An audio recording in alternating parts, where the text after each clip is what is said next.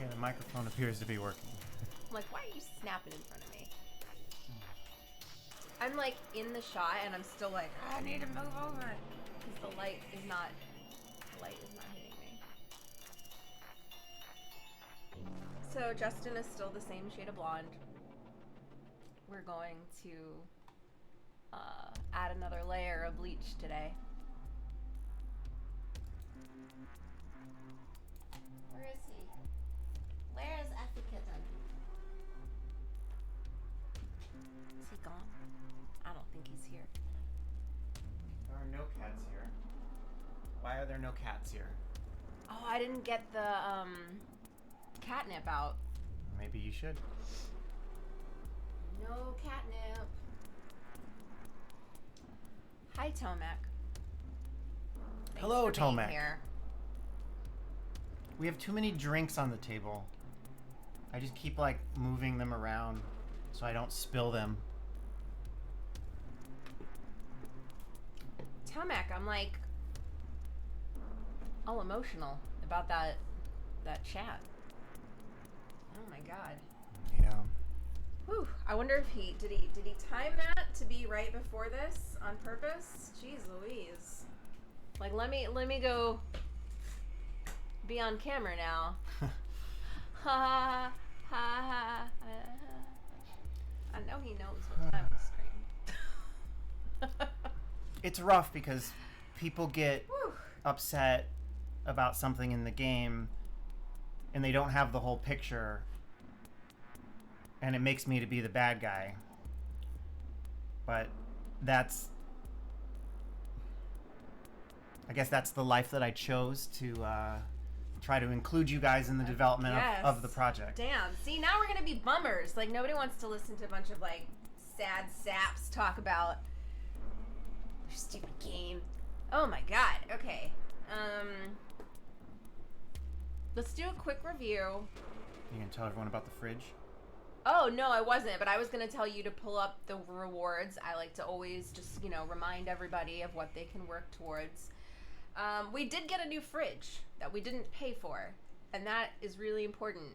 We've been wanting a stainless steel fridge for a long time, but we actually couldn't get a fridge because of coronavirus. There was I guess it messed with production in China, and our fridge crapped out last week, just completely crapped out. This time last week we didn't even have a fridge. We were living out of a cooler, and then somehow we managed to get us, our management company, a new name brand stainless steel fridge. So now the kitchen is set. We're done with that room. So then we used that money that we were going to spend on the fridge to get a new mattress. It's going well. Tribe, is that better? I was trying to adjust it while she was talking. Are you telling me that people couldn't hear me? He said low volume. Oh, Tomac. Thank you. I know it hasn't been wonderful that it's taken so long, and we get that and we know and all that. Yeah, we really didn't anticipate this journey going the way it did. I think we showed up at conventions in 2016. We went to a convention it must have been 16, where we just went to do reconnaissance because we didn't have a clue on how to set up a booth, what you did.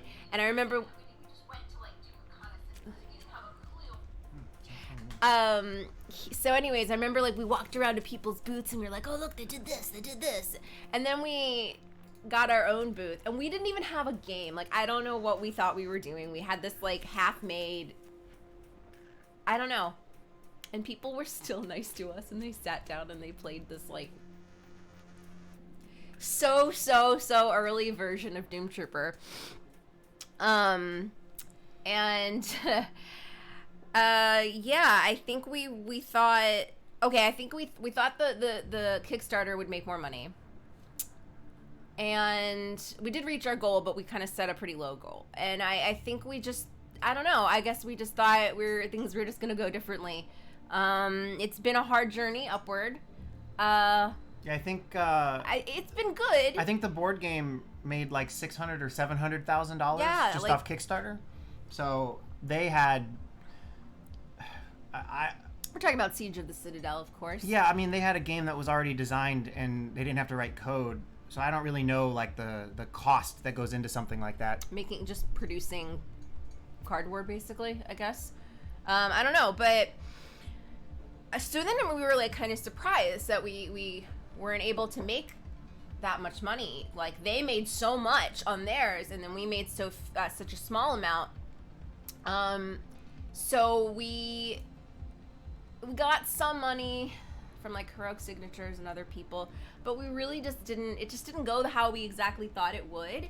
So we haven't been able to, I mean, I know by this time we thought, oh, well, we'll be able to, like, pay a bunch of, we'll have an artist or two, we'll have, like, all these other people, like, and it just didn't go that way. It's just been, a life lesson, one very big life lesson, that we've had to go through. To be fair, I've consistently dragged my feet on asking people to buy things.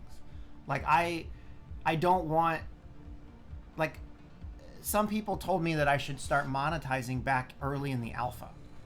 And I couldn't figure out how I would sleep at night when I was asking people for significant amounts of money in game when the walls, were crashing around them. It's really it's really interesting to me because, so I tried to not ask for a bunch of money because I wanted people to respect the relationship between the gamer and the developer. That my whole goal here was to be different than Magic and different than Hearthstone, so that we could have a personal relationship, so that when you guys have bugs or problems or whatever, you know that you can come to the developers, and in turn, when we decide that we're going to ask you guys to buy packs, you guys feel good about buying them because you want to support the project, because we've always had this relationship. But I found over the years that there's, like, the other side to that coin, where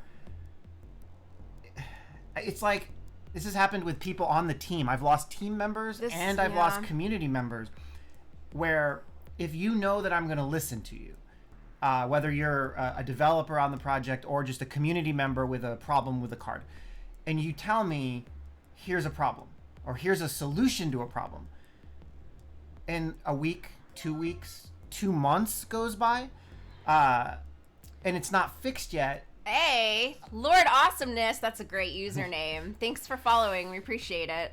So, if, like, let's say 6 months goes by and I haven't fixed the thing that you gave me a solution for, it's easy to forget that your solution might be game ruining for this other person. Like, nerf this card. Well, it might be this guy's favorite card, so if I nerf it, he's going to quit. And the other thing, so I'm going to use an example. Let's say 2 years ago. No. Wait, I just want to interrupt and say one thing. And there he does, like, catalog all of these things that people say. It's just that sometimes there's a lot of other things on top. And then I also want to say that sometimes when people suggest certain solutions, they don't, and I'm not pretending like I do, they don't understand that Justin has to think about this in, like, code, and, like, how can he code this? And sometimes he just either, maybe he doesn't know, maybe it'll break something. Like, there's just, like, other things to consider that I don't know that people think about. Too mad. That's funny. He's right. So what I was going to say is, let's say 3 years ago, approximately, we were demoing the game at a convention, and somebody tried to activate the first aid kit. So, as anybody knows, the first aid kit is notoriously bad UX because you have to drag the card from the slot over to the target, and it's confusing, right? So, Chris, who was a long-time member of the team, he now works at Obsidian. So he's cool. Which is a weird full circle moment in a sense, because that's where he got. Oh yeah, I wore this on purpose today. I don't know if anybody will appreciate. Oops. The thingy. New California Republic. Anyways, he suggested a radial menu. So when you click on a token, the valuable possible actions for the token would show up around the edge, like enter cover, exit cover, activate ability, activate first aid kit. It would be like a menu. Really great idea, and we discussed it, but there were a lot of technical challenges that prevented me from doing that. Well, you need art, which I guess wouldn't have been hard to get, but then you have to... Well, art was a major part. Redesigning the UI. Right. Not to mention, like, here's an example of things that people don't think about. If you have 6... cards on your board. Whoa. She's, like, echoing everything in my ear, and it's making... You know, like when you're on a Zoom call or whatever, and there's an echo, or a speakerphone, and there's an echo of your voice from the other side, it makes it really hard to plan your sentences. That's what's happening, because every sentence I say is repeated in this ear. So you love me. So imagine you have 6 warriors on the board, right?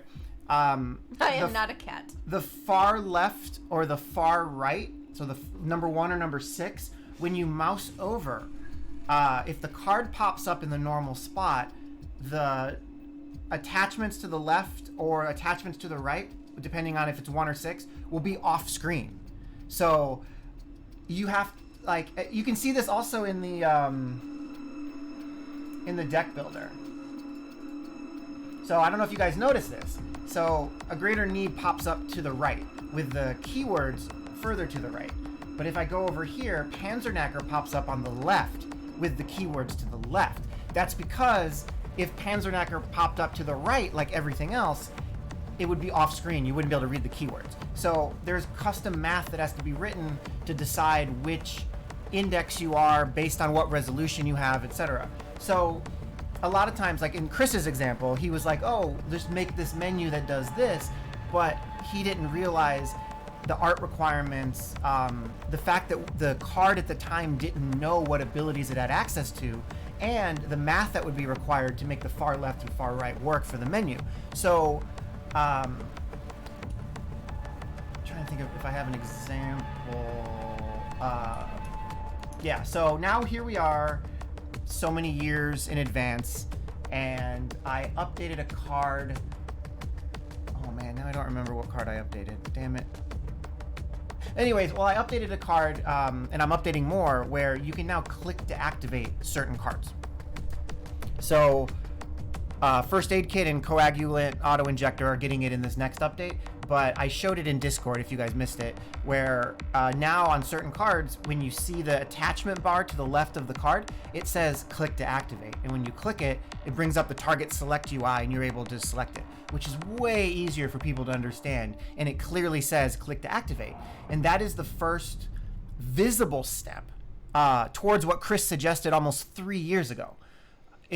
There were so many other pieces. So it wasn't a bad idea. Yeah, it wasn't a bad idea Chris had. Like, and I tried to tell him for years. I was like, this is a great idea. Like, I love it, but it's not something that I can get in right away.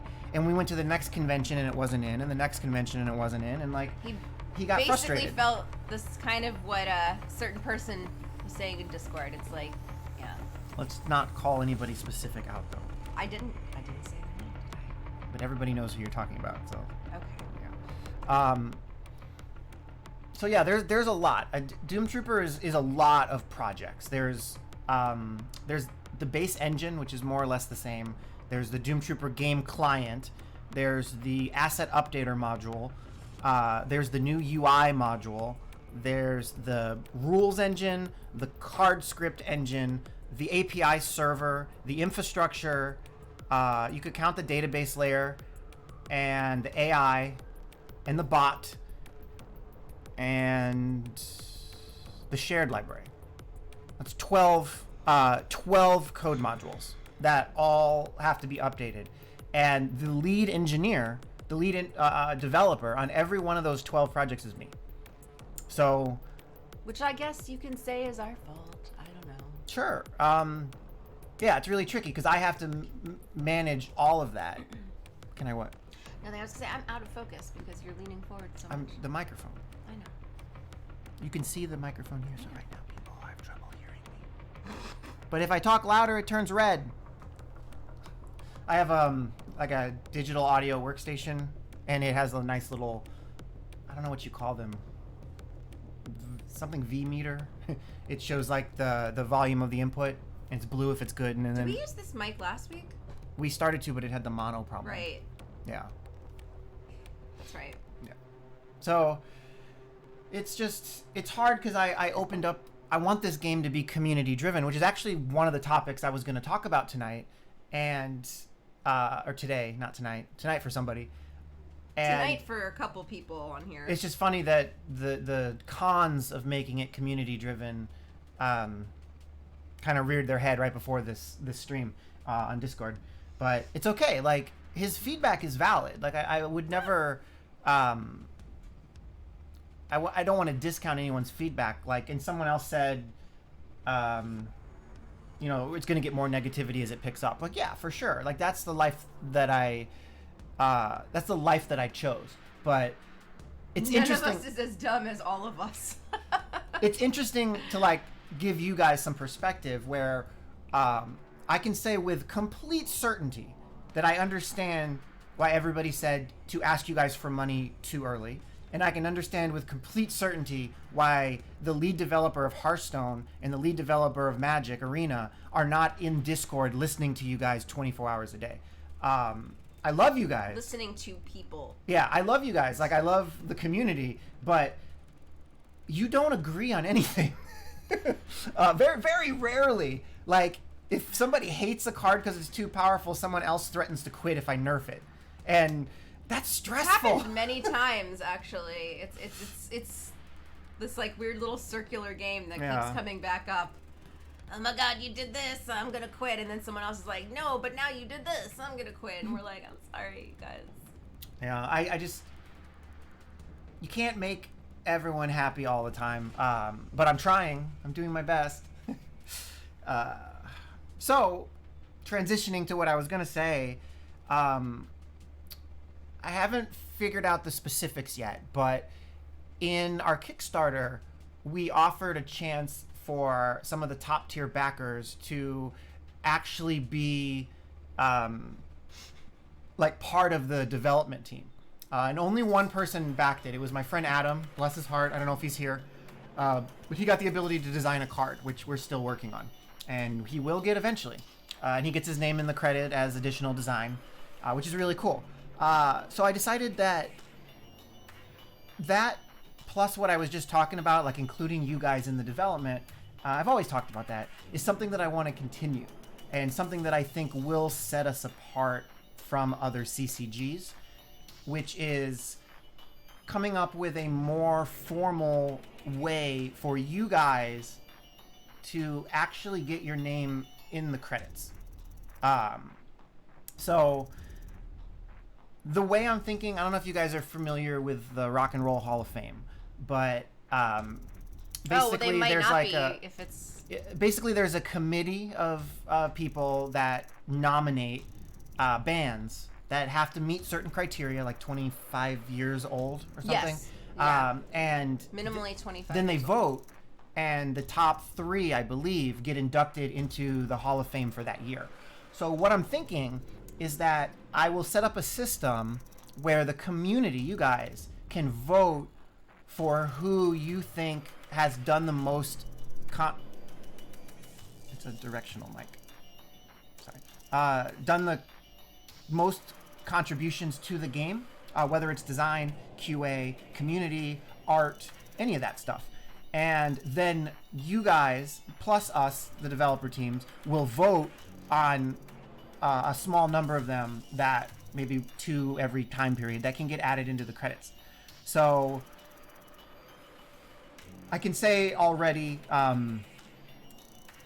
like Michael and Thorgal and Tomek, and there's various other people, like, have been very instrumental. Tomek is a unique one because, sorry to call you out, Tomek, because he has consistently come up with new designs. I wouldn't say Tomek, I mean, you report bugs and stuff, but like, your main contribution is, this card seems broken, here's a suggestion to changing the faction cards to make them more appropriate. Right. So, sorry, I'm hang on.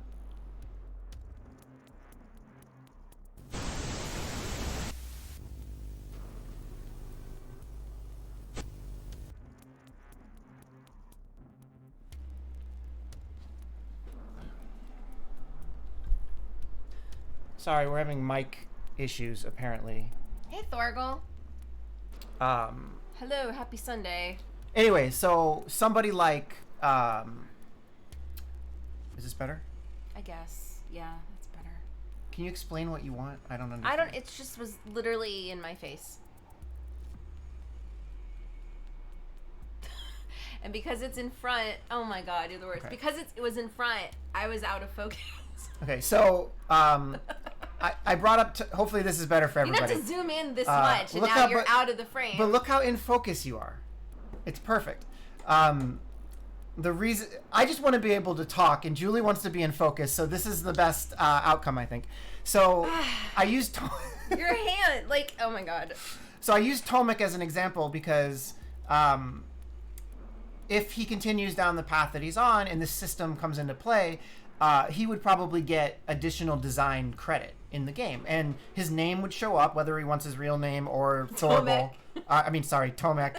I'll get to Thorgal in a second. But also Thorgal. Also Thorgal. You guys are your T names. But like, I think that's important because, nobody's getting paid at this point to do this work, but everybody's putting in love. And whether it's me who's putting in my time on the code, or you guys who are playing, or even Matt26 who is making a lot of YouTube videos and posting them.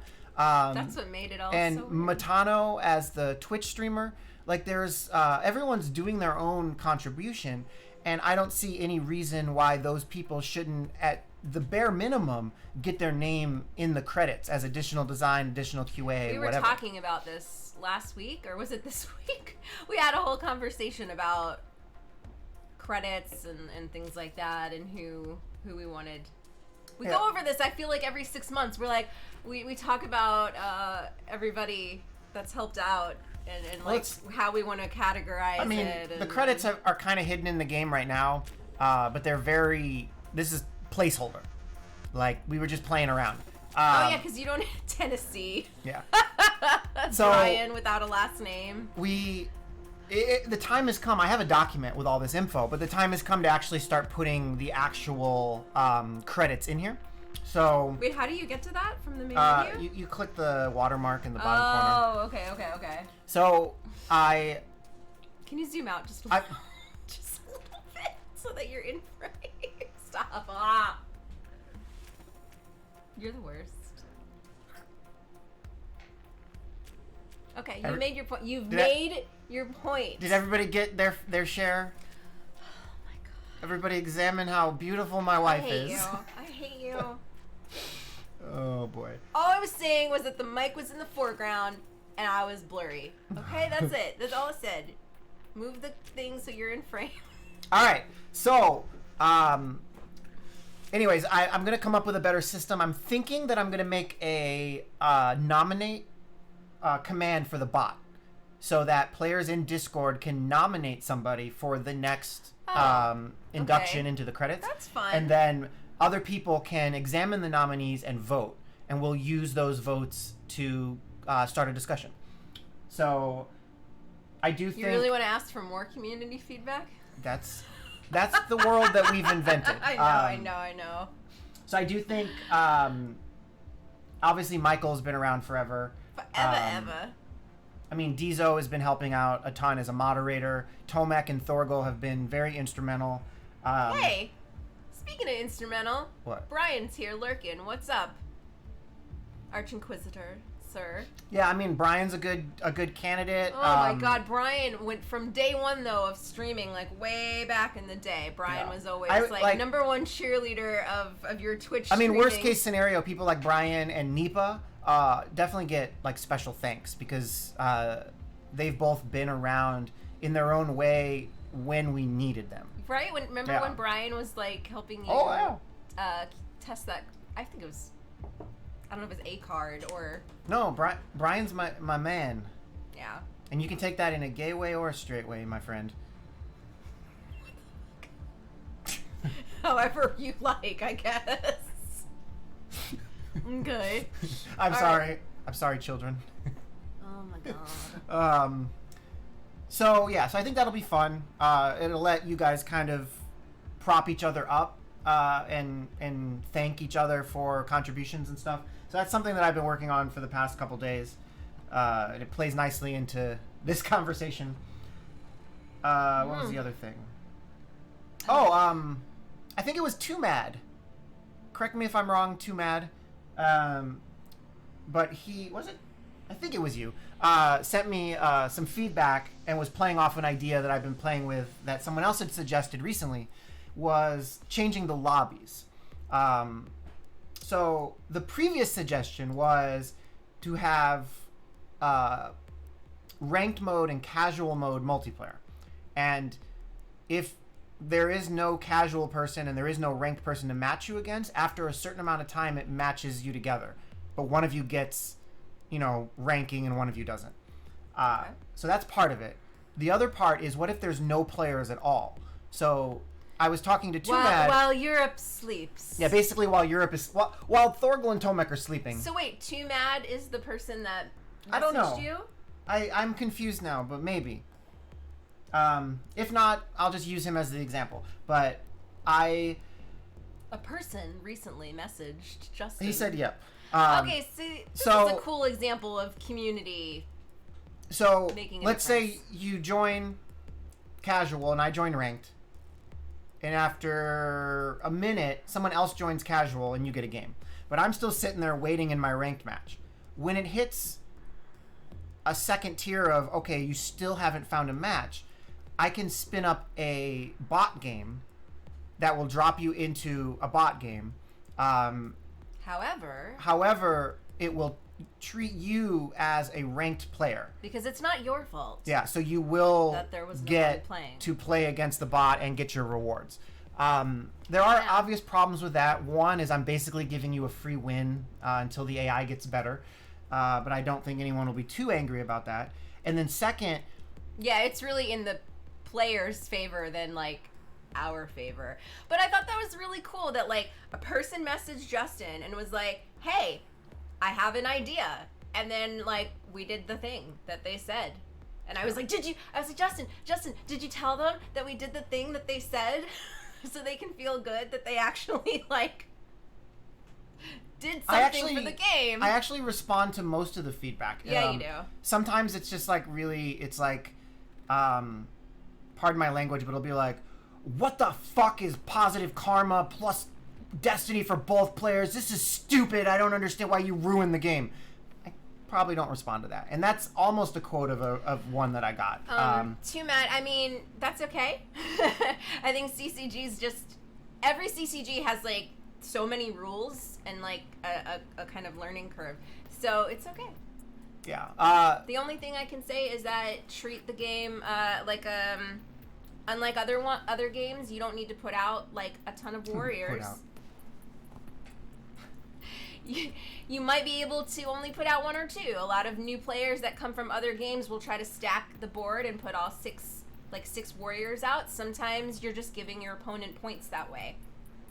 That's my tip. That's my beginner tip of the day. The fastest way to lose to the AI is just to fill up your board. Mm-hmm. And then he puts out Immaculate Fury and just picks them off one by one and wins. And then you just give them a bunch of points. Yeah, I think, and Thorgal and Tomek, etc., you guys can correct me, but I always see Doomtrooper as more of a game about control and not about overpowering. And that makes sense. Yeah. But anyways, the one thing that we still have to decide is, in the case... hang on. You gotta really get in there to try to read that name. Thank you for the follow. Yazalim Ogren? I'm gonna go with that. What's going on?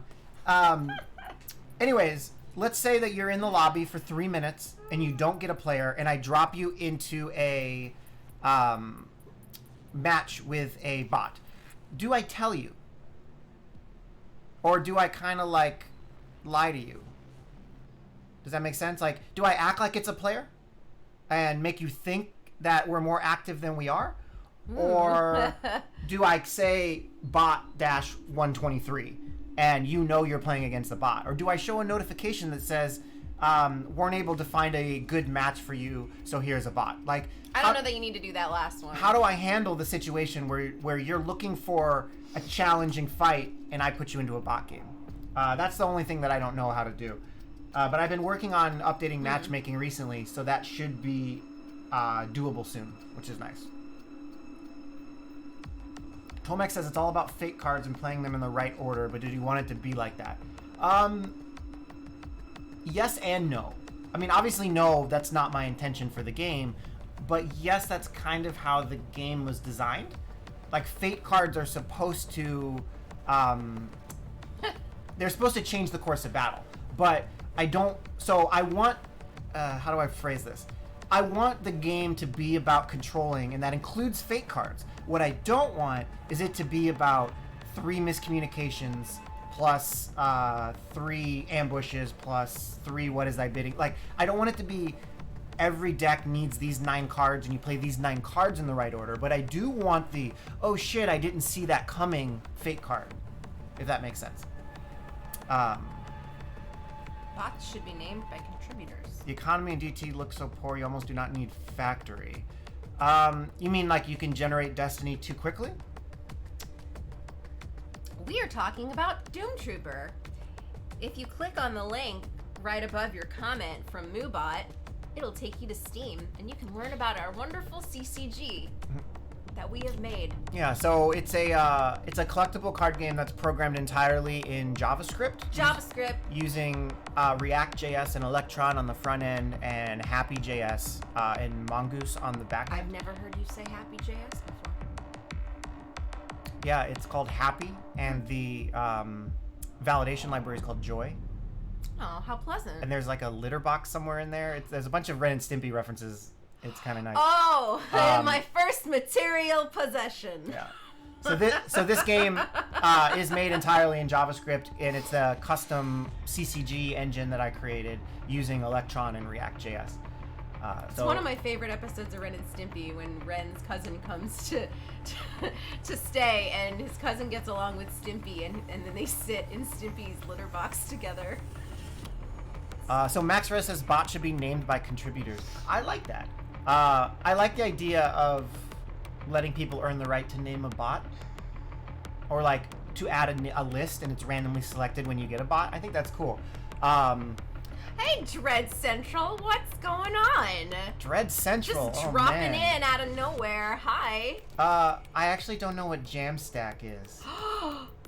It's very. That never happened. It has the word stack, which implies that it's programming related. So it embarrasses me because I normally am not surprised by terminology. This really never happens. But yeah, I do like letting people earn the right to name bots, and it's randomly selected. But do we still say, let's say Max Rez gets named a bot? Does it say Max Rez bot? Jamstack. Or does Jamstack is an architecture designed to make the web faster. Or do we fool the player into thinking he's playing against a player named Max Rez? That's the big question. Well, I don't know that it will be Jamstack friendly, Dread, but it will be blockchain friendly eventually. JavaScript API and markup. Can I call bot I am a robot? Well, that would solve the problem, Slayer. We just have to figure out, the answer to the core question. Hey, Michael. It's JavaScript database. Well, Michael. Hi, Michael. Oh, you lost me at XML, my friend. Uh-oh. I would burn XML at the stake if I could. But our database is Mongo, so technically all of our database retrieval is JSON-based in a way. And I am working on standardizing my API so that, later this year or next year, I could add, I forgot the word. Wait, it's coming to me. Too many technologies. It's a layer, GraphQL. There we go. So I can have my REST API and have a layer on top that is GraphQL that is kind of a more advanced way to do data retrieval. So I do plan on doing some fun stuff. You'd burn JavaScript with it, but then you'd burn the whole game down. Too mad. GraphQL is Jamstack. Okay, see, now we are talking the same language a little bit. I actually did some work this weekend on going down the line and standardizing my APIs, and that includes unit tests, which if anybody here is a programmer, that's super exciting because I now have a framework set up where I can put a test file in every route folder of my API, and it can test those routes. And I did the announcements, which is the pink bar that shows up underneath the user bar. Those are all completely unit tested now, which is nice. And I'm just going to go down the line and do like one a day. So props to me. For those of you who aren't programmers, unit test is important No big because deal. Props to me. like we talked about earlier, it's a really small team, and I have to manage, I think we counted 12 code modules. So if I wrote tests for all of my API endpoints, that means that anytime I change anything, the API will test itself, and it'll find any bugs. And I might forget to test something, and a bug will show up, and then you write a test specifically for that bug, which means in theory, and usually in practice, that bug will never happen again. Because anytime you check code in, if it fails one of those tests, it'll say, hey, you failed a test. And you know that you got to fix it before it goes live to the players. Our card scripts and our base actually have a lot of tests, but the server does not. So I'm trying to get those moving. So the more stuff that we can automate testing, the less I have to worry about QA and development, which is great. And it'll make Michael happy because it's less QA he'll have to deal with. And yeah, Dread Central. So Dread Central is a great horror blog. Can we say the best horror blog? I'm sure they I'm sure we can say best horror blog. But they started a horror video game publisher, and they've been doing Dread Collection horror anthologies of games. And Secret Cow Level, my company that makes Doomtrooper, we contributed to the first two. So you can get Dread X and Dread X2, and you can play little mini games from Secret Cow Level. Fun fact, and Dread Central, correct me if I'm wrong. They're on the fourth one now. Both right? of our games were made using the same engine as Doomtrooper, so they are JavaScript. And I think we are the only JavaScript games that have ever been on a Dread Collection volume. I might go as far, and this is what I'd love to know, Dread Central. We might be the only ones who made our own engine in the history of the Dread Collection. I mean, It's entirely most possible. people aren't insane enough to do that, so probably. But I do hope to come back. Maybe you guys will invite me back for like volume 6 after. Wait, are they working on 5 now? Not to my knowledge. Oh, wait. And if they were, you should not be talking about that. I don't know. I really actually don't know. How many have been released? 4? 3. 3. Okay. See, I don't know. Yeah, I think the engine thing is true, but it probably caused more trouble and headaches for Ted with in the future with localization and key binding and stuff. But Thank you. Sorry, they're on the 4th now. but yeah, maybe the 6th or 7th we can come back after Jeez. Doomtrooper is in 1.0. I've been thinking about some crazy ideas to scare people. I think it might be fun. We randomly got a wonderful message this week about Don't Go Out. Oh yeah. I'm a fan. I can read it. It was just like out of nowhere. It was just like, hey, don't go out development. Yeah. So I got a message. Let's see if this works. Whoa, it's probably impossible to read though, even if you put it in the screen. Yeah. So I'm emailing you in regards to the game you developed called Don't Go Out. During my playthrough of the Dread X collection, Don't Go Out was my favorite game. I know one person's opinion isn't enough of a reason to develop it into a full game, but I would love if it was developed with more levels and turned into a full game. My friend who also played it wished it was longer. I hope that one day you're able to create a longer game of Don't Go Out. Thank you very much for your time. Looking forward to seeing what you come up with in the future. That's so cute. So maybe that was one of you guys fucking with me, but... Who would take the time? But it's funny because a lot of people, I think maybe younger players, really got frustrated by Don't Go Out because it doesn't hold your hand, just like an 80s, Nintendo game where you just start playing and you just have to figure out the rules yourself. You are not given the rules. So that was definitely like a Well, thank you, Dre. thing. It was so... yeah, I don't know if you guys remember or are old enough to have played NES games, but... Like Mario or Brothers. Even Atari games. You just had to figure it the out. The first time you played Super Mario Brothers, you died. Oh. 100%. Over like, over and if again. you say you didn't, you're full of shit. Or you're old and you had already seen people play it. But if you had never, watched YouTube videos or played platformers, Mario was one of your first experiences. And it drops you in. If you remember, it just drops you into the game, and the camera doesn't move, and nothing happens. You walk into a turtle And shell. if you walk backwards, Oh wait, no, Goombas come If first. you walk backwards, you hit a wall. So the game immediately teaches you got to run to the right. And as soon as you run to the right, there's a little Goomba creature, and you think, cool, you cute little creature. And as soon as you touch them, you die. And that teaches you that you have to kill them or jump over them. So the idea with NES games was just drop you in and let the game teach you what you need to know. And it could be scary at times, especially if it was a horror NES game like Uninvited, Shadowgate, or Sweet Home, which never came to America. Those games could be terrifying because the creepy music and stuff. Yeah, so Don't Go Out. What I wanted to do was have some kind of Steve's here. Horror in the unknown, in the same way that Mario had the unknown when you started playing, if that makes sense. But a lot of people who are like 15 to 25 now, they were like, where's the tutorial? This game sucks. And I was like, well, that was on purpose, though. But, we missed the mark a little bit. But it was really cool. Souls-like games fit the bill. They're a punch to the yes, they are.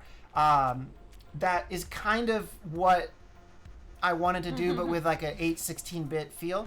And if we do, or when we do, work on a full version of Don't Go Out, we we'll probably double down on the Souls-like aspects a little bit, like more death as a learning tool.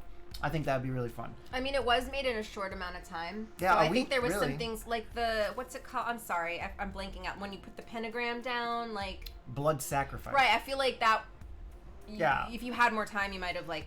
Oh yeah, flesh that Blood out Sacrifice a little bit is not more. required to beat the game, but At it's all. a card that you can get that does something special, but it's really hard to figure out. Just kind of like a Yeah. lot of classic games had hidden levels and stuff. It was just like a little nod to that. Hence, Wasn't the name of our company. yeah. Yeah. Yeah.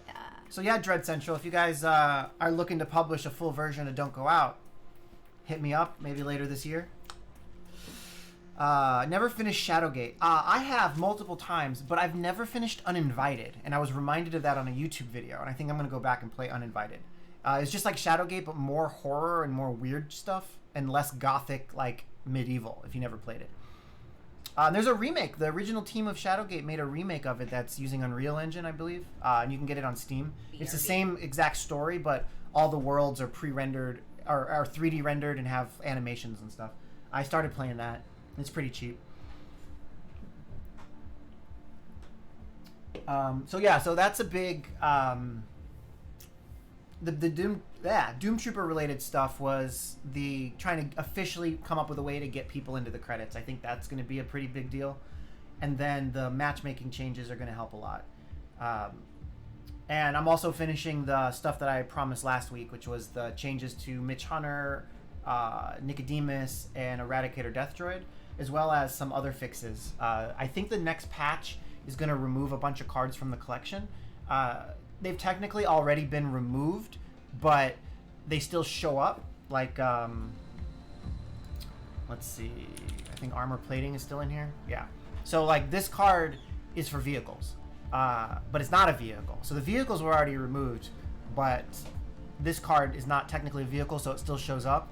So I'm doing a pass-through to remove the cards that are getting pulled from the base set, because we're if you missed our previous streams, we're going to have a mini expansion after the base set comes out that adds the vehicles back in. So that way it's less pressure for us to finish this game, being a small team and whatnot. What else was I working on? I don't know, but you're supposed to show the rewards for this month. Julie, tell a story. Oh, don't do that to me. I don't have a story. Yeah, so these are the high-ranking rewards for this season. Matt did a really good job on these. We got Lady Liberty on the right, on the left, and the American flag on the right. If you don't know, Capital is loosely based on American flag. Guns and money. So it's got stripes and a couple stars, it looks like. Yeah, and then the lower-ranking ones would be these two. All right. So the normal colored American flag and the normal colored Lady Liberty. So. All right. Alex says hi. Hi, Alex. Aw. Hope Papa Flana's being nice to you. How old is she now? Is she like 3? He's gonna come back and be like, she's 6. I'm like, She's like 12, dude. time just fucking flies by. All right. Oh my goodness. So yeah. Thanks for doing that. Doomtrooper. Yeah. Doomtrooper. She'll be 6 in June. Shut up. I was joking. I don't like this. Like, time is just... Time is a construct. It's just like... So, yeah, so we... What day is it? I'm actually, regardless of the slight negativity in the conversation right before in the beginning of the stream, I'm actually really pleased with the situation of Doomtrooper in its current state. There are very few... Crying over it won't get anywhere, Michael. Wait, what? Nothing. There are very few like troublesome spots. So I gave the story earlier of how it took like over 3 years to implement something as simple as click to activate, right? But that was because the idea of click to activate and the implementation of click to activate had broken pieces in the middle. And by broken, I mean they worked. They worked the way they were made to work, but they weren't adaptable. You couldn't change them. As soon as you changed something, they all fell like dominoes. But now, years later, all these pieces in the middle, the target select UI, the language for being able to choose which cards are visible in there, the ability to have a slider and to select more than one card, all these little pieces that are in between the idea and the implementation have all been finalized, basically. Like, they work really well and they don't have any known issues. So that has actually happened all over Doomtrooper. Like, together on stream, I mean, we rewrote this collection over the course of like 2 months. So this binder view that shows all the cards popping up and the left bar for the starter decks and being able to have deck details, all of these foundations work without any known issues. So changing them and adding to them is so much easier now. And that extends especially to the back end.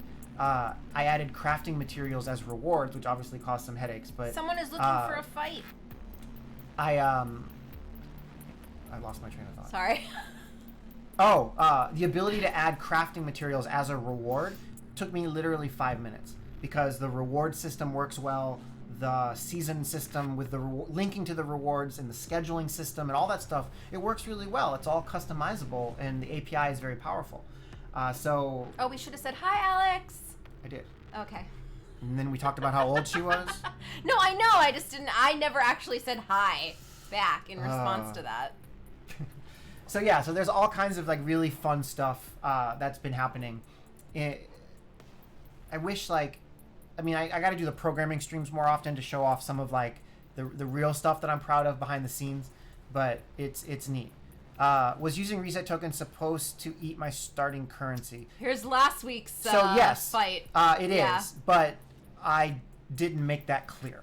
So for people who lost their currency from the season, like I've just been giving it back if you come on Discord and ask.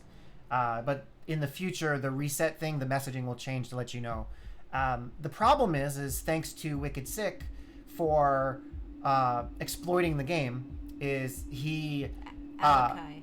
Alakai is his current name, I think, in Discord. He opened all his packs and destroyed all of them, deconstructed all of them for points, then reset his collection, opened all his packs again, and deconstructed a bunch of them. So, in theory, if you sat there long enough, you could just keep doing that until you had every ultra rare card. Which really is not the end of the world, but it's not right. So, I mean, that's not a thing that would be in like the real game, like 1.0. Yeah. So resetting. You were given extra crafting material to encourage people to use the system, aka test it. Right. And so then it was like given to you for free, but then people freaked out when they lost it, which I mean, I would too, I get it. Yeah, it's just a tricky, the ending of beta is tricky because we need to test things like crafting, but then we also need to test things like reset, and it caused a problem. So that was the last time that I felt like the chat on Discord turned sour was over that issue. What happens to bought cards? So semantics, but I'm going to answer it the way it was asked. You cannot buy cards currently. You can buy packs. So that's just a clear distinction to make.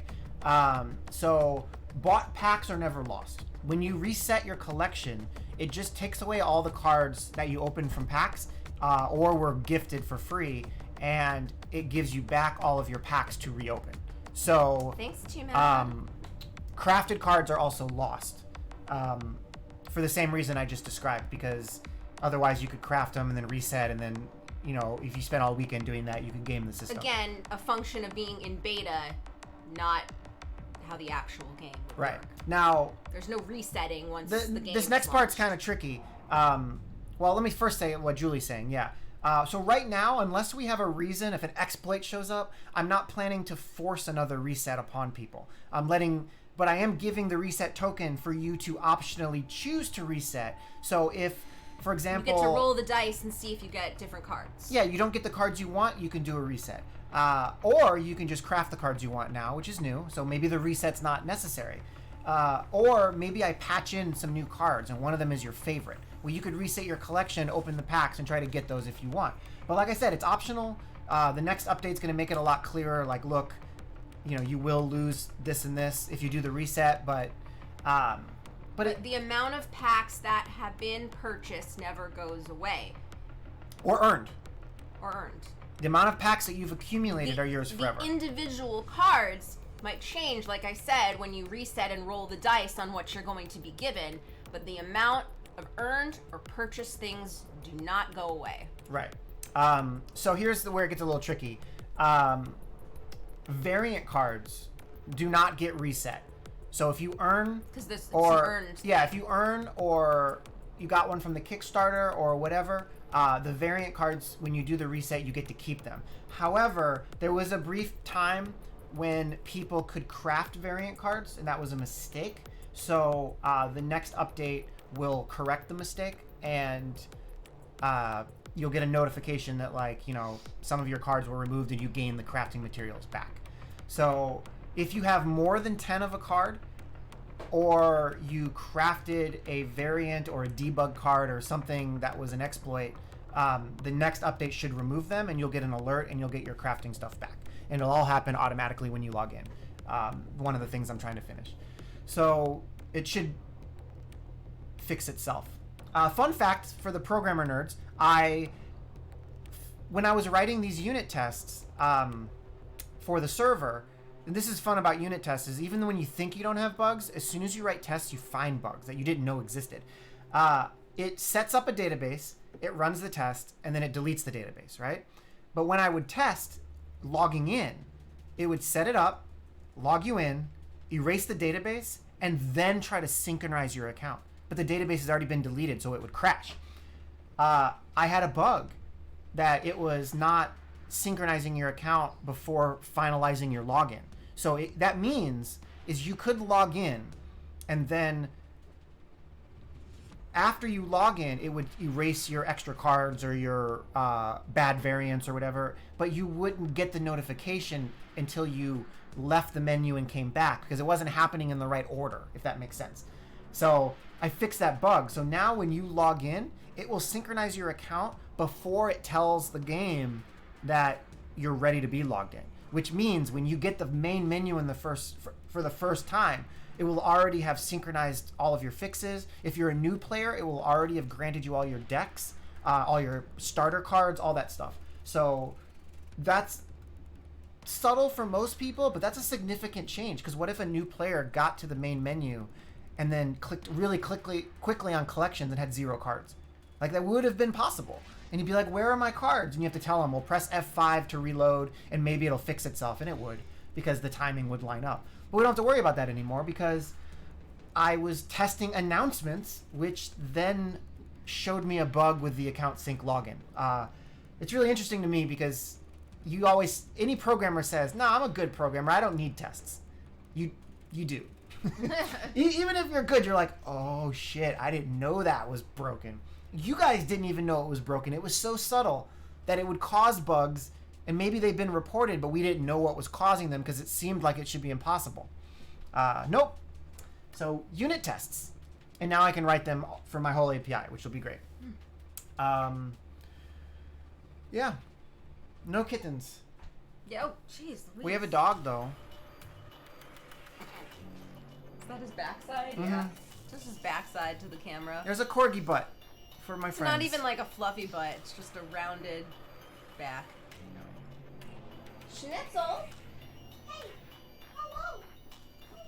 hello. He's like, nah, not having it. I'm sleeping, you guys. Oh, man. So, yeah, I'm super excited to find that bug because it's like, we have the Doomtrooper is a car, and the car has 4 wheels and an engine, and it drives. But one of the bolts was loose on the front left tire, and we didn't realize it. So at any given moment, that tire could have fallen off. But I found the loose bolt, metaphorically, before the tire fell off. So that's, like, super exciting for a programmer.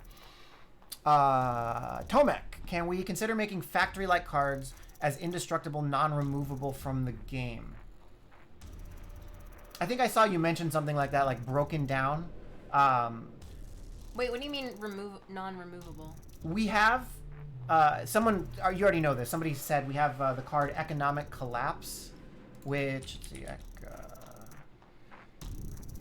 So all players lose half their destiny, and all factories and industrial complex in play shut down. Controllers must spend 2 actions to reactivate a factory and 3 actions to reactivate an industrial complex. So this card has notes in my dev tools that we need to add the ability to disable a card with a cost. So I want to be able to disable any card in the game and say to re-enable this card, it costs 1 action or 10 destiny or whatever. And at any given time, the player can click on it, click reactivate, and it will pay the cost. Not really hard to do. It's just something that I need to take time to do. We could consider making that functional. The tricky part, though, Tomek, is I'm just thinking about it. Crazy. How do you make that card indestructible and settle the case where what if you play 6 factories?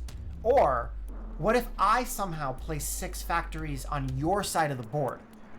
Then you have 6 support cards, which means you can't add any more. So I could use that. In theory, we could find a card combo that transfers my factories to you, and I block you from being able to play support cards. The first thing that comes to mind while we're on this subject would be they stack. So every time you play a factory, it goes and stacks with your other ones. But then you could still play 1 factory, 1 industrial complex, 1 Heimberg, etc. Well, not necessarily yet, Tomek. But let's say this game survives for 10 years and we add thousands of expansion cards. Eventually, there might be a way to change ownership or play a card to your opponent's support. So that's... And earlier I was talking about like somebody makes a good idea, but I don't implement it. And a lot of times the reason I don't implement it is because there are other steps that my brain is thinking about that they might not be. This is a good example. So yeah, you have to think, like, your idea is good, but we have to also consider how we affect a world. Like, I don't think this is technically possible, especially because we've been discussing it in Discord. But what if I have Razide? Something similar to this. You steal my Razide, and then I kill him. And then he becomes Razide Remains over in your support. So that's one that probably won't be possible, but that's one like thing that I would think about. Is like, well, what if the instance there was some way, or Luna Memorial Hospital becomes Luna Memorial Ruins. So what if there was some way to like, yeah, I think you get what I'm saying. The bottom line is, if you have 6 factories in play, you can no longer play any support cards. And since they're indestructible, how do we solve that? So, Tomek, think about that. Come back on Discord today or tomorrow or this week and try to come up with a solution for how we solve you have 6 factories in play and you really need to play another support card. What do we do? Oh, hey, Definitely Evil. What's going on? Breaking a game is fun as long as it's balanced. Or if you're breaking the code, that can be fun as long as you fix it before the players get it. That's always interesting. Also, I don't know if she's still here, but I saw Willow I know, I did too. for a brief. Oh no, she's there. She's here. If you can hear me, hi Willow. I have decided to appear. Tomek says stack factory cards. Yeah, that's the most likely outcome, but I said it, not you, so I'm waiting for your alternative theory. But yeah, we could stack factories, and then industrial complexes would be a separate card, and they would steal one. We could... But then when you play something like Heimberg, and you have 2 factories, industrial complex, and a Heimberg, you're at 3 of 6. Is that okay? What if there were more generating cards? Or would Heimberg, industrial complex, and factory all stack into like one card that just counts how much you get per turn? That's another option, is we could make, when you play a factory, you get a factory token that only ever takes up 1 slot, and it's +1 destiny per turn. Then if you play industrial complex, it now has 3 per turn, but it's still 1 factory slot. And if you play Heimberg, now it's 5, but it's still 1 slot. So it never ever takes more than 1 slot, and it can be shut down but not replaced. When we give my old MacBook to my brother, I think we should like put Doomtrooper on it. Oh, like before he gets we it? clean all my stuff off of it, and then I think we set up Chrome. We put a link to your Twitch, and we put Doomtrooper on it. Yeah, stacking is definitely most likely the answer. Definitely most likely. You will be? She'll but be streaming back designing. I do like the idea of stacking them all on 1 token, but then it makes something like Heimberg less exciting because Heimberg just becomes a factory. You know what I mean? Jellybean? Jellybean. Willow says she will be streaming card back designing for Doomtrooper in a little less than an hour. So I will definitely be lurking for part of that, and you guys should too if you want to see.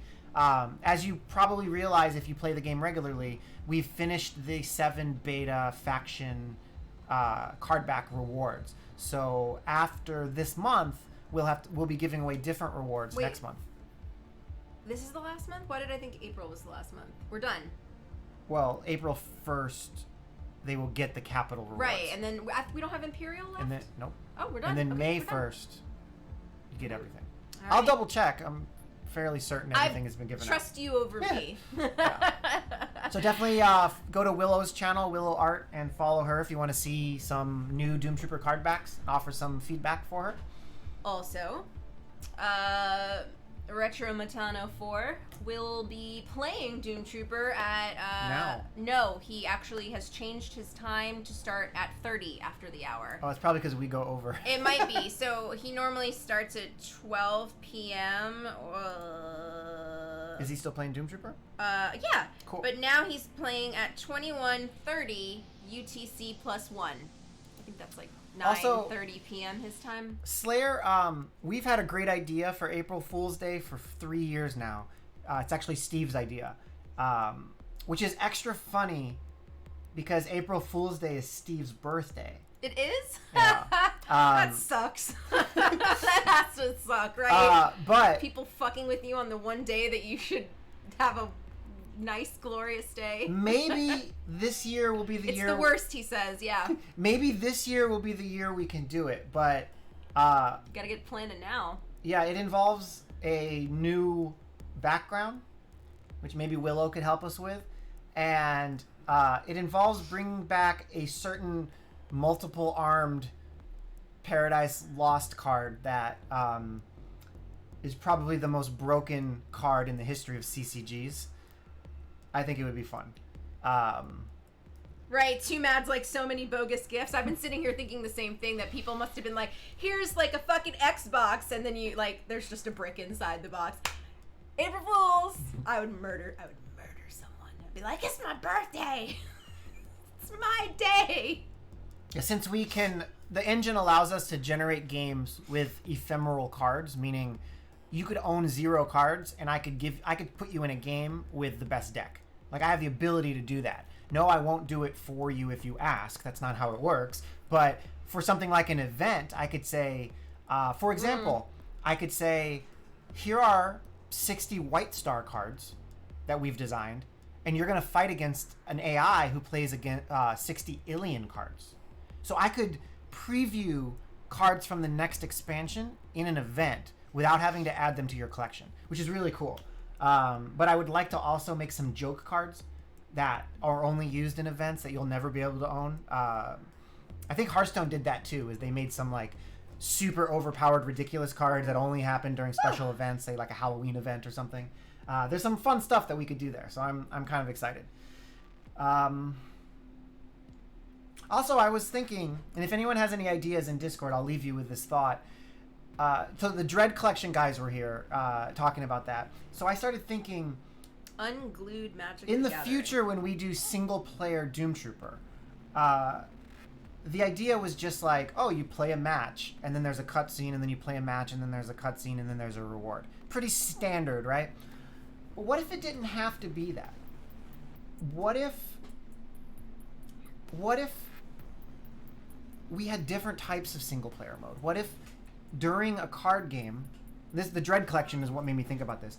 What if during the middle of a Doomtrooper match that you're playing, a single-player story match... Humble Toymaker Games, thank you for following. What if the game crashes and a hacker takes over, and all of a sudden you're in this like text adventure where you are communicating with a hacker via the terminal and typing and trying to communicate, and then it drops you back into the game and you keep playing, and then it happens again and there's more of the story, and then there's a cutscene, and then there's a dialogue, and then like what if the single player isn't just playing Doomtrooper all the time? What if there's special single player psychological games? What if we added a map that you can move around on? Like what else could we do to make a single player version of Doomtrooper more interesting? I think there's some fun things to think about, because we don't have to just copy every other CCG.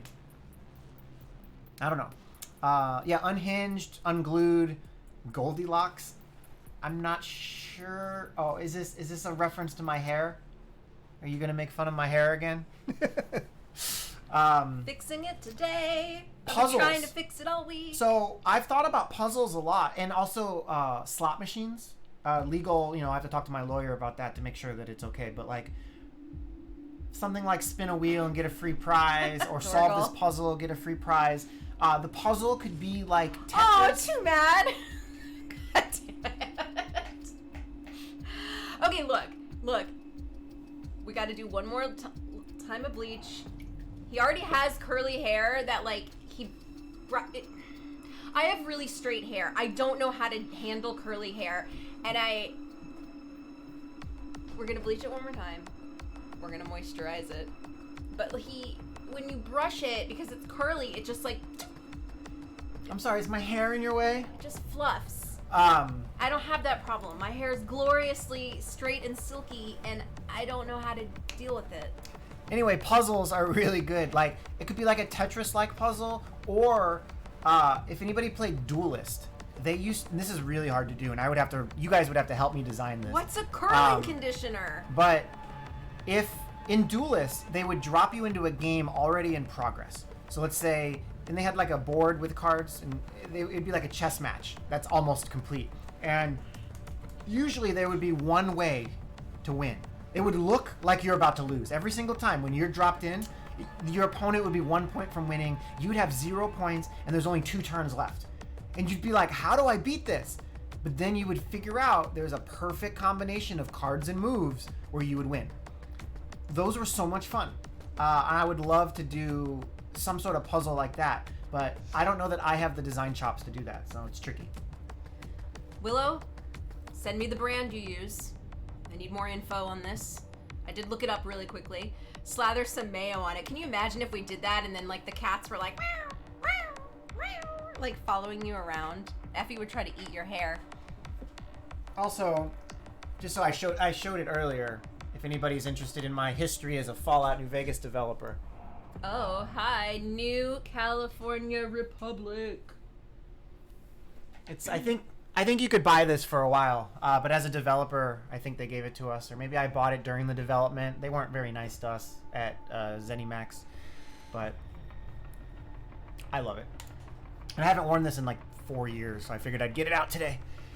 That's true. I have not seen this hoodie in quite some time. Figured somebody might be a Fallout fan, so I'd represent. I have tons of really great Fallout memorabilia from the development, so if anybody's interested, just let me know. I'll break it out on a future stream.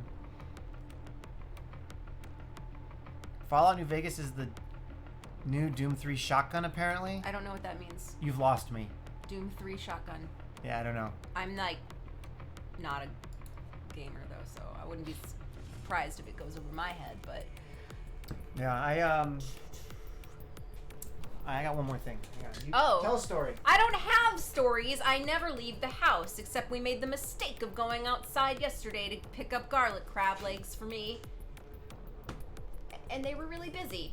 And it was annoying. Oh no, So, what's this? This is filthy. I apologize, but I God. Oh my found God. this. I'm sorry, Julie. No, you're good. You're when good. I was You're good. cleaning, you can see my Back to the Future posters in the reflection. Whoa. Double nerd. Wow, that's really hard to get. I mean, I can see it. There we go. That's a little better.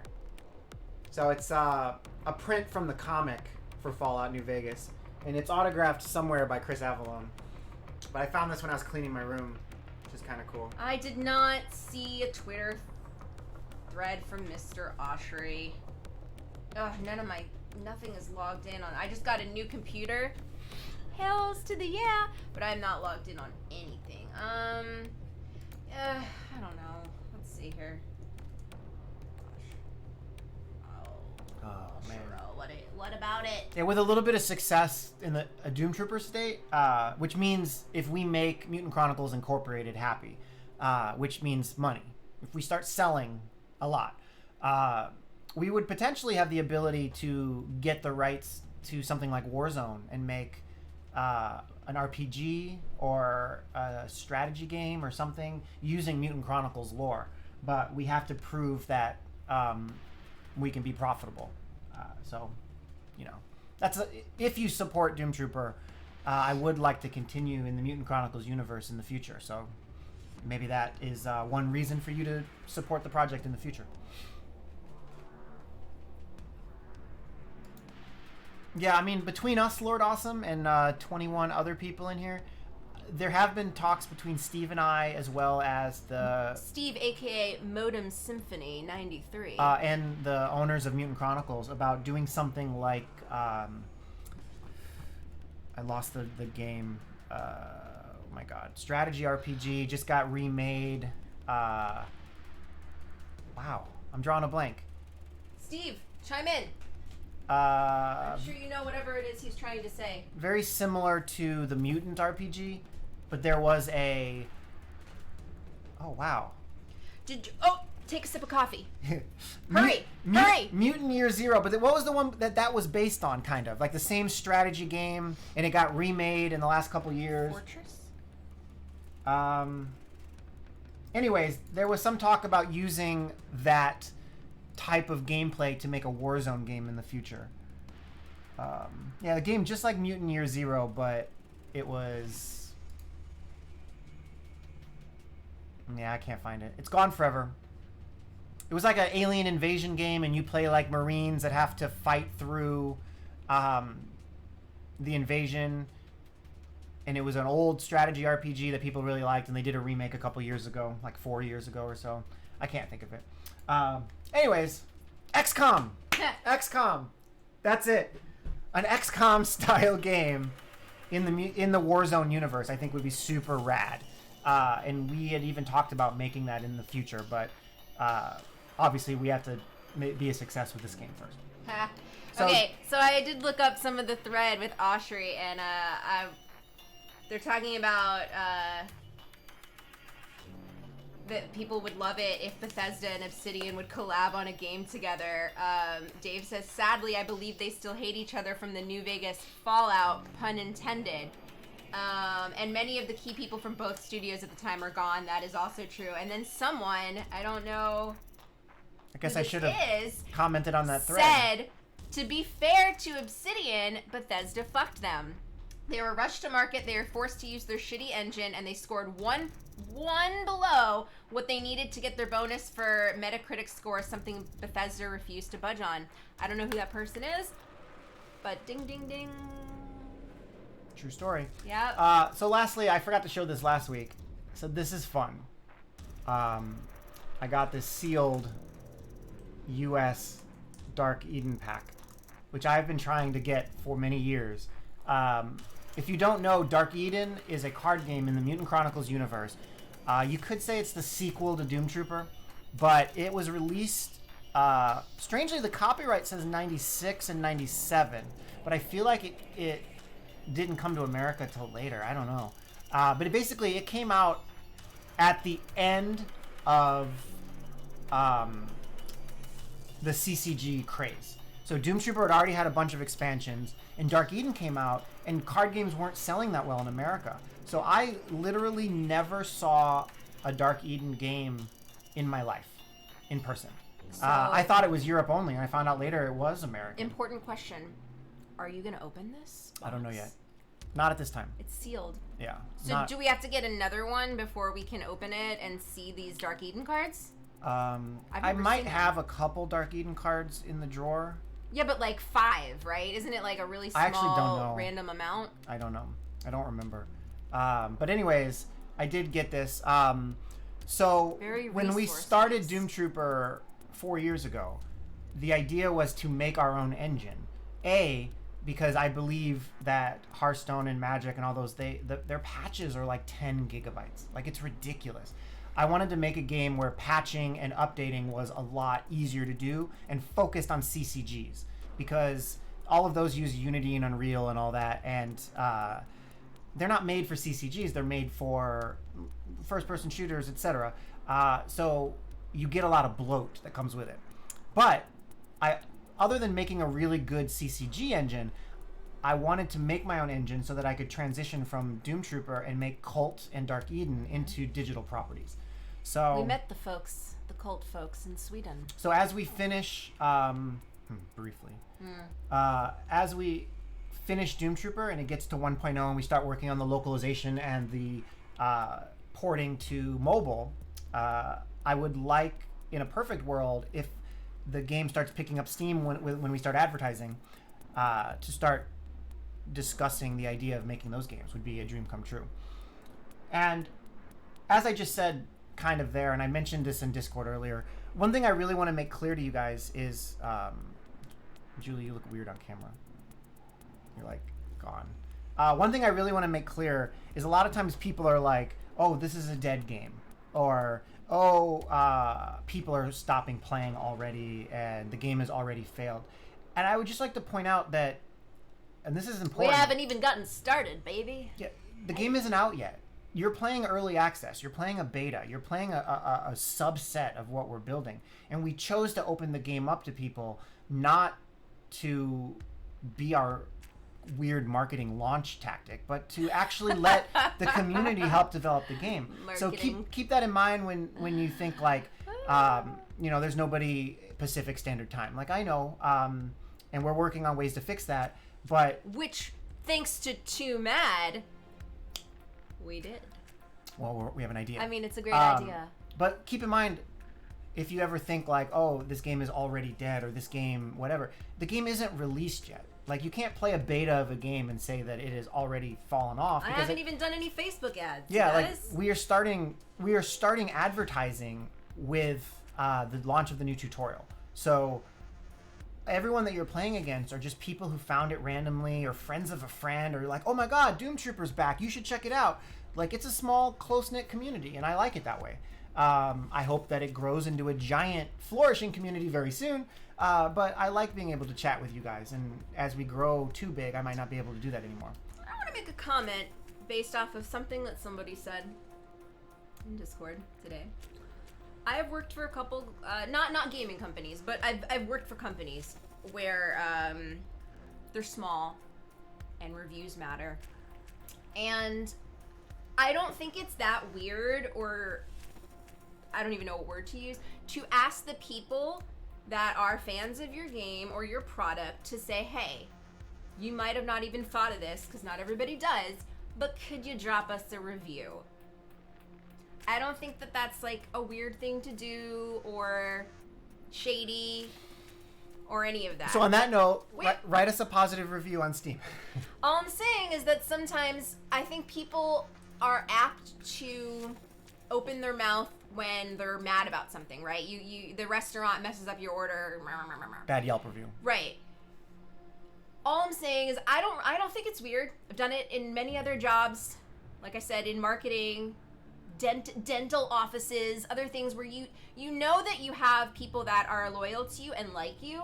I don't think it's weird to be like, hey, take a second and help us out. I mean, we talk a lot about the vocal minority. That's a standard in society. Like the people who are really, really upset, or the people who are just diehard fans.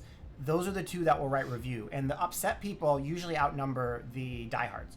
So when It's just how it is. When I asked for you guys to be like, hey, like write me a positive review, it's factual. It's because of that. It's because I know a lot of you guys live in the middle zone where you're like, this game's pretty cool, and you play it, and you fun, and you show up on the stream, and it's awesome. But like, we have to challenge that whole, oh, this is a dead game mentality. Aww. It's like, no, it's an unreleased game. Right. Like, there's a difference. But if the review score drops, people don't understand how early access works, and they'll think something funny. Oh my god, I wish I could. Very positive convinced me to give it a shot. Well, I'm glad to. Right, man. that's what I'm saying. We have a really great community. Also, Tribe Wizrad. If you find a sealed Mortificator box that's in English, please consider selling it to me. I have sealed boxes They of probably want it. I have sealed boxes of every expansion except Mortificator. So That's the hardest one to get. that's the only one I'm missing, and I would like to have a complete collection. And then, fun fact, if Doomtrooper is a huge failure after it is released, I'm just going to sell everything that I have so I can just sell it right back to you. But that's not going to happen because we're awesome and we're very positive on Steam. So thank you guys for hanging out. I think Okay. I think Matano is going to be streaming now. Let me see. I already have him up. Oh, he is now. Yeah, he's live now. So we'll drop in and say hi. Because we like to support folks that are supporting us. For sure. And he's a nice guy. For some reason, I can't autocomplete his name, which is really weird. Retro Matano. It's like he has me blocked. Matano. I'm sure he doesn't. Like that. Yeah. All right. That So, is correct. yeah, I encourage you guys to go hang out a little bit and watch him play and maybe play against him. That's always fun. And we'll be back next week. And we should have a couple updates this week to the game, like client and server and cards and everything. Everything is like nearing its completion. So thank you guys for hanging out. Please consider following, subscribing. Smack that like button. Sorry. Smack that like button like a cat knocking your glass off the nightstand. And In this case, it's a follow button, but you know. whatever. And if you want to play Doomtrooper, links down below. Join our Discord. Help us make the game and maybe get your name in the credits. Tomek farts. And all right, we're gonna go hang out with Matano. So thank you guys for hanging out this week, and we'll see you guys next week, or Discord or in game.